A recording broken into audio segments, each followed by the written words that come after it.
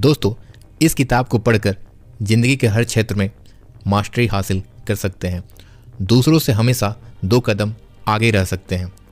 तो चलिए शुरू करते हैं। Chapter 1, find your inner calling and talent. सबसे पहले अपने अंदर झांकिए और देखिए आपको क्या अच्छा लगता है, आपको कौन सा काम करने में खुशी मिलती है और आप में कौन सा टैलेंट है। आजकल सब लोग दूसरों की देखा देखी काम करते हैं। एज स्टूडेंट्स अपना गोल भी दूसरों को देखकर बनाते हैं। अगर किसी रिलेटिव का बेटा नॉन मेडिकल सब्जेक्ट पढ़ रहा हो तो वो भी वही रख लेंगे। अगर दूसरे नीट और जेईई की तैयारी कर रहे हैं तो वो भी उसके पीछे भागने लगेंगे। पेरेंट्स के दबाव में भी बच्चे ऐसा करते हैं। वे यह नहीं देखते कि उनका मैथ्स या बायोलॉजी में इंटरेस्ट है भी या नहीं, लिहाजा आगे चलकर उनसे वे एंट्रेंस एग्ज़ाम पास ही नहीं होते और फिर वे बोरिंग सी कॉलेज डिग्री में फंस जाते हैं। हो सकता है वे हिंदी पढ़ते तो बहुत अच्छी कविता, कहानी या उपन्यास लिखते, या उनका इंटरेस्ट कुकिंग में हो तो बहुत अच्छे शेफ बनकर लाखों कमाते। तो इस तरह अगर किसी भी चीज़ का मास्टर बनना है तो वही चीज़ करें जिसका आप में टैलेंट हो और जिसे करने में आपको खुशी मिलती हो। अगर आप दूसरों की देखा देखी कोई काम करते हैं तो बहुत जल्दी उससे बोर हो जाएंगे और उसे करना ही छोड़ देंगे। इसके विपरीत अगर आप अपनी खुशी का काम करते हैं तो उसे आप सालों साल करते जाएंगे और इस तरह से आप उसमें मास्टरी हासिल कर लेंगे। Chapter 2, learning matters more than short term success. बहुत से लोग जब कोई काम करते हैं तो उसमें तुरंत रिवॉर्ड चाहते हैं। अगर उन्हें जल्दी रिवॉर्ड नहीं मिलता तो वो उस काम को करना ही छोड़ देते हैं। इस तरह वे ज़िंदगी में सफल नहीं हो पाते। जैसे कोई आदमी अगर ब्लॉग शुरू करता है तो वह चाहता है कि 3 या 6 महीने में ही उसे पॉजिटिव इनकम मिलने लगे, लेकिन दोस्तों ऐसा नहीं होता। 1-2 साल तो लर्निंग में ही लग जाते हैं। 6 महीने में तो ब्लॉग रैंक भी नहीं करता। गूगल उसे सैंड बॉक्स में रख देता है। वो यह देखता है कि यह व्यक्ति कहीं ब्लॉग जल्दी से छोड़ तो नहीं देगा। अगर वो छोड़कर भाग जाता है तो ऐसे ब्लॉग को गूगल रैंक ही क्यों करेगा, क्योंकि इससे उसके रीडर्स को बाद में वह ब्लॉग नहीं मिलेगा और यूजर्स एक्सपीरियंस खराब होगा। इसलिए शुरू में लर्न करने पर ध्यान देना चाहिए, न कि अर्न करने पर। कुछ लोग शॉर्टकट अपनाते हैं लेकिन उसका उन्हें बहुत खामियाजा भुगतना पड़ता है। जैसे ब्लैक हैट एसीओ करके गलत ब्लैक लिंक बना लेते हैं, लेकिन जल्द ही गूगल की पेनाल्टी लग जाती है और उनका ट्रैफिक नीचे चला जाता है। इसलिए शुरू में ब्लॉगिंग से जुड़ी हर चीज़ सीखिए। अगर आप आज अमरूद का पेड़ लगाते हैं तो क्या 3 महीने में ही फल तोड़ने चले जाएंगे? 1-2 साल तक तो उसकी ग्रोथ में ही लग जाते हैं। इसी तरह ब्लॉग में होता है, उसे ग्रो होने में आज की तारीख में 1 या 2 साल का वक्त लगता है, क्योंकि कंपटीशन काफ़ी बढ़ गया है। लेकिन एक बार जब आप अर्न करने लगते हैं तो सारी ज़िंदगी आपको अर्निंग होते रहती है। इसलिए लॉन्ग टर्म की सोचें, ना कि शॉर्ट टर्म की। ऐसा करने से आपको हर चीज़ में सक्सेस मिलेगी।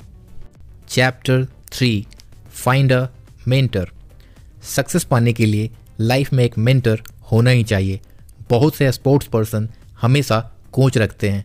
कोच उनसे अच्छा खिलाड़ी नहीं होता, लेकिन वह उन्हें एक डिसिप्लिन देता है।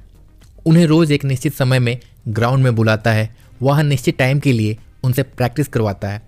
ऐसा सालों साल चलता रहता है। इससे एक नियम बन जाता है और वे प्लेयर्स अपने स्पोर्ट्स में मास्टरी हासिल कर लेते हैं। ऐसा ही अगर आपको बिजनेस चलाना हो तो आपको मेंटर की ज़रूरत पड़ती है।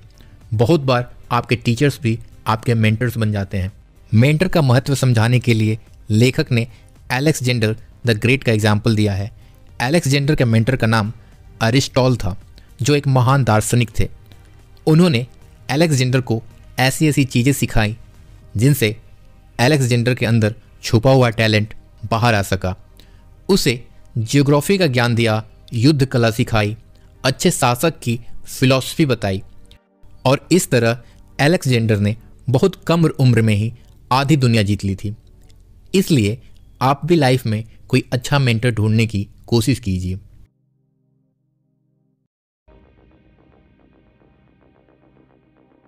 Chapter 4, think innovative ways to live life. दोस्तों, कभी आपने सोचा है आप कैसी ज़िंदगी जी रहे हैं? समाज ने कुछ रूल्स बना दिए हैं और हम आंख बंद करके उसको फॉलो किए जा रहे हैं। जैसे पैदा होने के बाद स्कूल, कॉलेज या यूनिवर्सिटी से पढ़ाई करो, पढ़ाई करके एक जॉब लो, फिर शादी करो और बच्चे पैदा करो और एक दिन दुनिया को बाय बाय करके चले जाओ। क्या ज़िंदगी इसी को बोलते हैं? लेखक कहते हैं कि हमें ऐसे घिसे पीटे रूल्स में नहीं बनना चाहिए। हमेशा जीने के नए तरीकों के बारे में सोचना चाहिए। अपने अंदर के टैलेंट को देखिए और उसका इस्तेमाल कीजिए। टैलेंट का मतलब सिर्फ पेंटिंग, राइटिंग, पोइट्री, सिंगिंग आदि ही नहीं है। आपने देखा होगा आजकल कितने ऐसे लोग हैं जो चाय की फ्रेंचाइजी लगाकर ही इतने अमीर हो गए हैं। उन्होंने असली फ्रीडम हासिल कर ली है, मिडिल क्लास लाइफ से भी और टाइम से भी। उन्हें 9 to 5 वाली जॉब की भी ज़रूरत नहीं है। वे अपनी मर्जी के मालिक हैं, जब चाहे जहाँ चाहें काम कर सकते हैं। इसलिए आप भी किसी नए आइडियाज़ पे काम कीजिए। ज़रूरी नहीं कि आज आप सफल ही हो जाए, बल्कि 40-50 की उम्र में भी अगर कुछ नया कर सकें तो कीजिए। कुछ भी नया करने की कोई उम्र नहीं होती। आप किसी भी एज में नई हॉबी शुरू कर सकते हैं, जैसे गिटार सीखना, घुड़सवारी करना, स्विमिंग सीखना आदि। छोटी से छोटी इनोवेशन भी आपकी ज़िंदगी को नया मीनिंग दे देगी। इसलिए इस पर ज़रूर विचार करें। Chapter 5, children are problem solver. बच्चों का दिमाग काफ़ी एक्टिव होता है। वे हर प्रॉब्लम को सॉल्व करने की कोशिश करते हैं। इसके लिए वे तरह तरह के क्वेश्चन पूछते हैं, लेकिन दूसरे लोग उन क्वेश्चन से तंग आकर उनका जवाब नहीं देते, वरना बच्चे किसी भी प्रॉब्लम को सुलझा सकते हैं। साथ ही बच्चों में बहुत ज़्यादा क्यूरियोसिटी होती है। वे हर चीज़ के बारे में जानना चाहते हैं। उन्हें कोई खिलौना दीजिए, वे उसे तोड़ फोड़ कर यह देखने की कोशिश करते हैं कि इसके अंदर क्या है, वो कैसे काम कर रहा है। वही दूसरी ओर जब हम बड़े हो जाते हैं तो सोसाइटी के रूल्स पर चलने लगते हैं। हम किसी भी चीज़ के बारे में जानना छोड़ देते हैं। हम रिस्क लेने से डरने लगते हैं। जैसे कोई आदमी एक बोरिंग जॉब कर रहा है तो वो उसे ही करता चला जाएगा। बेशक उसमें एक्टिंग का टैलेंट हो तो भी वो ज़्यादा ट्राई नहीं करेगा, क्योंकि उसे ये रिस्की लगता है। लेकिन बिना रिस्क लिए कोई भी प्रॉब्लम सॉल्व नहीं हो सकती। इसलिए बच्चों जैसी क्यूरियोसिटी बनाए रखिए और सवाल पूछते रहिए, दूसरों से नहीं बल्कि खुद से। एक ना एक दिन उनके उत्तर मिल ही जाएंगे। Chapter 6, train your mind to solve problems. अपनी प्रॉब्लम्स को सॉल्व करना सीखिए। हर प्रॉब्लम का सॉल्यूशन मिल सकता है अगर आप ठीक से सोचेंगे तो। बहुत से लोगों ने कोविड क्राइसिस में जॉब खो दी, लेकिन कुछ लोगों ने ऐसे में नए नए स्टार्टअप्स भी लगा दी। तो दोस्तों, यह एग्जाम्पल है कि किस तरह से हम मुश्किल से मुश्किल सिचुएशन में भी खुद को सक्सेसफुल बना सकते हैं। कोई भी प्रॉब्लम सॉल्व करनी हो तो हमें अपने ब्रेन को ट्रेन करना पड़ेगा। इसके लिए जितना हो सके अच्छी सेल्फ हेल्प की किताबें पढ़िए। जब हम किताब पढ़ते हैं तो हमारा दिमाग सोचने लगता है और यह थिंकिंग ही दिमाग को ट्रेन करती है, उसे मजबूत बनाती है। कुछ लोग यूट्यूब के वीडियोस देखते हैं, लेकिन उनसे हमारी दिमाग की ट्रेनिंग नहीं हो पाती, क्योंकि उनसे हम कुछ भी इनोवेट नहीं कर पाते। सब कुछ पका पकाया मिल जाता है। इसलिए रोजाना एक सेल्फ हेल्प बुक की समरी पढ़ने की आदत डालिए। अगर आपके पास टाइम ना हो तो आप ऑडियो बुक भी सुन सकते हैं। यूरोप के लोग सबसे आगे इसलिए हैं क्योंकि उनमें पढ़ने की आदत होती है। हमेशा उनके हाथ में कोई ना कोई किताब दिख जाएगी, लेकिन ऐसा इंडियन में नहीं पाया जाता। अगर आप पूरी किताब नहीं पढ़ सकते तो कम से कम समरी पढ़ लीजिए। इससे आपका दिमाग हमेशा एक्टिव रहेगा, मोटिवेटेड रहेगा और नया ज्ञान भी मिलता रहेगा। Chapter 7, technique for problem solving. दोस्तों, सबकी ज़िंदगी में प्रॉब्लम्स आती है, लेकिन कुछ लोग उनका सॉल्यूशन ढूंढ लेते हैं और दूसरे चिंता और डिप्रेशन में चले जाते हैं। लेखक कहते हैं कि हमें कभी भी इमोशनल होकर नहीं सोचना चाहिए, बल्कि शांत दिमाग से लॉजिकल तरीके से सोचना चाहिए।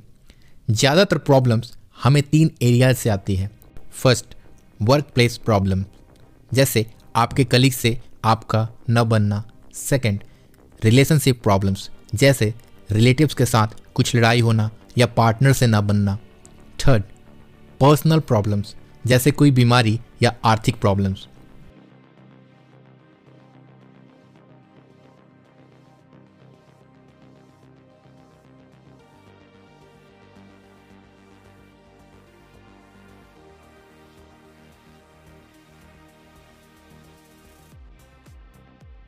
यहाँ प्रॉब्लम सॉल्विंग के लिए एक प्रभावी तकनीक दी गई है। सबसे पहले आप प्रॉब्लम को एक कागज पर लिखिए, फिर उसके जितने भी सॉल्यूशंस हैं आपके दिमाग में आते हैं उन्हें लिख लीजिए। अब देखिए किन सॉल्यूशंस में आप इमोशनल हो रहे हैं या गुस्से में लिख रहे हैं, उसे काट दीजिए। जो सॉल्यूशंस बच जाते हैं उनमें बेस्ट कौन सा है। अब बेस्ट सॉल्यूशंस को लेकर एक स्ट्रेटजी बनाइए कि आप इनको कैसे अप्लाई करेंगे।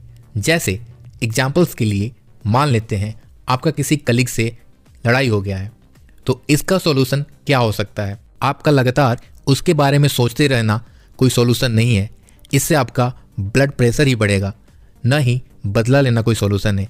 ये एक इमोशनल और गलत डिसीजन होगा। इसके बजाय अगर आपकी गलती है तो आप सॉरी बोल दें, अगर दूसरे की गलती है तो उसे लॉजिकल बात करें। जैसे इससे मुझे काफ़ी हर्ट हुआ, हमें वर्क प्लेस पर लाइफ बितानी है, तो क्या इस तरह का माहौल होना चाहिए। बात करने से काफ़ी हद तक दोनों की टेंशन खत्म होगी और अंत में एक कंक्लूजन पर आने की कोशिश करें। इससे आपकी लाइफ में पीस और हैप्पीनेस बनी रहेगी।